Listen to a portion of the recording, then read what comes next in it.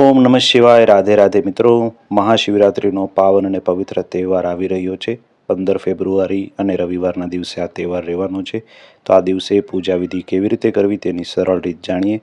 આમ તો સવારે વહેલા ઉઠીને પણ પૂજા કરી શકાય, પણ પ્રદોષ કાળમાં પૂજા કરવી શ્રેષ્ઠ ગણાય છે. તો આવો પૂજા કરીએ.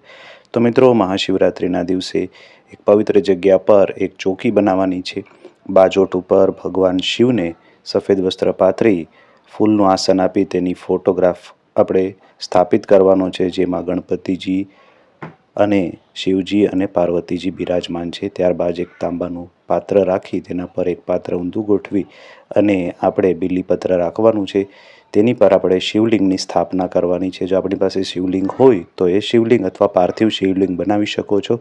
અહીંયા જલહરી એ ઉત્તર દિશા તરફ રહી તે રીતે આપણે શિવલિંગની સ્થાપના કરવાની છે. ત્યારબાદ ભગવાન શિવને દીવો પ્રગટાવી પ્રાર્થના કરવાની છે કે હે ભગવાન શિવ, અમે અમારી યથાશક્તિ અને બુદ્ધિ પ્રમાણે આપનું પૂજન કરીએ છીએ. આપ આ પૂજન સ્વીકારો.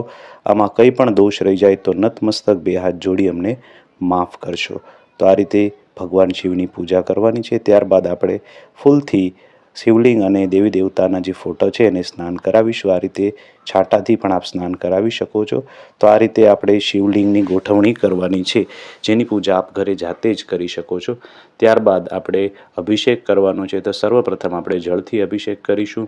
મિત્રો, શિવલિંગ પ્રસ્થાપિત કર્યા બાદ શિવરાત્રિના દિવસે અભિષેકનું વિશેષ મહત્ત્વ છે. ત્યારબાદ સ્ટીલના વાસણમાં મિત્રો કાચું દૂધ અથવા પંચામૃત હોય તો એનાથી પણ આપણે દૂધનો અભિષેક કરીશું. તો આ રીતે ભગવાન શિવનો અભિષેક કરવાનો છે.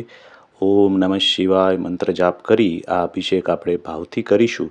અને ત્યારબાદ મિત્રો ફરી વખત આપણે જળથી અભિષેક કરવાનો છે. તો આ રીતે આપ ઘરે જ ભગવાન શિવની પૂજા એ કરી શકો છો. ત્યારબાદ આપણે એ ચંદનનું આપણે તિલક કરવાનું છે ગણપતિજીને, શિવજીને, મા પાર્વતીજીને અને નંદીને. એવી રીતે દીવાને પણ આપણે કરીશું. અને ત્યારબાદ આપણે શિવલિંગને પણ એ ચંદનથી તિલક કરીશું. ત્યારબાદ આપ કુમકુમથી પણ તિલક કરી શકો છો. તો આ રીતે મિત્રો આપ ઘરે જાતે પૂજા કરી શકો છો.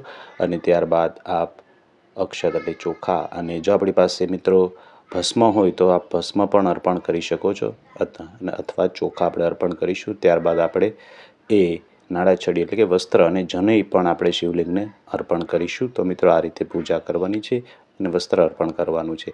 ત્યારબાદ આજના દિવસે શિવ પાર્વતીના વિવાહ સંપન્ન થયા હતા. તો મા પાર્વતીજીને આપણે લાલ ચુંદડી અર્પણ કરવાની છે. તો આ રીતે ચુંદડી મા પાર્વતીજીને આપણે અર્પણ કરીશું. તો મિત્રો ત્યારબાદ